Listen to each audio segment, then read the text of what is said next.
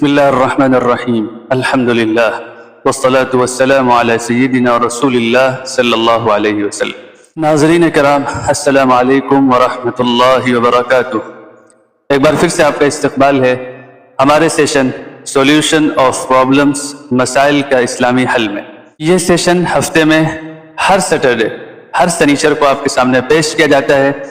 اور اس سیشن میں ہم آپ کے سامنے کسی نہ کسی مسئلے کا حل یا کسی نہ کسی سوال کا جواب پیش کرتے ہیں۔ آج ہم جس سوال کے جواب کے ساتھ آپ کے سامنے حاضر ہیں وہ خاص اسی اسلامی مہینے سے متعلق ہے۔ آپ سب کو معلوم ہے کہ حضور اکرم صلی اللہ علیہ وسلم نے شوال کے مہینے کے 6 روزوں کی بڑی فضیلت بیان فرمائی۔ حدیث شریف میں یہ بات آتی ہے کہ من صام رمضان، جس نے رمضان کے روزے رکھے،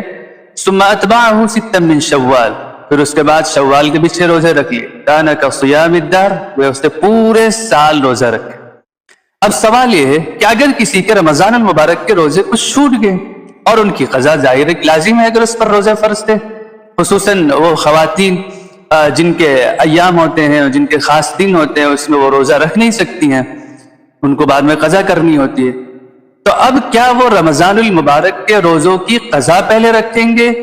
یا پھر شوال کے یہ نفلی روزے رکھ کر بعد میں بھی قضا کر سکتے ہیں؟ اس میں کیا شریعت کی رہنمائی ہے؟ اصل بات تو یہ ہے کہ رمضان المبارک کے جو روزے چھوٹے ہیں ان کی قضا جلد سے جلد کرنے کی فکر اور کوشش ہونی چاہیے، لیکن اس کی جو مدت علماء نے بتائی ہے وہ رمضان کے بعد سے لے کر آنے والے رمضان سے پہلے تک ہے، یعنی پورے اس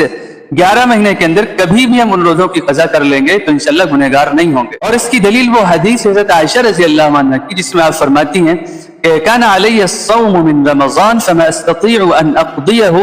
الا في شعبان، اس طرح کی روایت ہے، صحیح بخاری اور مسلم میں یہ روایت موجود ہے۔ آپ فرماتی ہیں کہ مجھ پر رمضان کے روزوں کی قضا رہ جاتی تھی، کچھ روزے باقی رہ جاتے تھے میرے ذمہ، لیکن ان کی قضا کرنے کا موقع مجھے جا کر شعبان میں ملتا تھا۔ تو معلوم ہوا کہ فوراً رمضان کے بعد قضا ضروری نہیں، بلکہ آنے والے رمضان سے پہلے قضا کرنا ضروری ہوتا ہے، ورنہ پھر انسان گنہگار ہو۔ تو اب اس صورت میں اگر کسی کے لیے مشکل ہو رہا ہے کہ وہ رمضان کی قضا بھی شوال میں کرے، پھر شوال کے نفلی 6 روزے بھی کرے، تو علماء نے لکھا ہے کہ شوال کے 6 روزے وہ شخص رکھ سکتا ہے یا وہ خاتون رکھ سکتی ہیں جن کے اوپر رمضان کے روزوں کی قضا باقی ہے،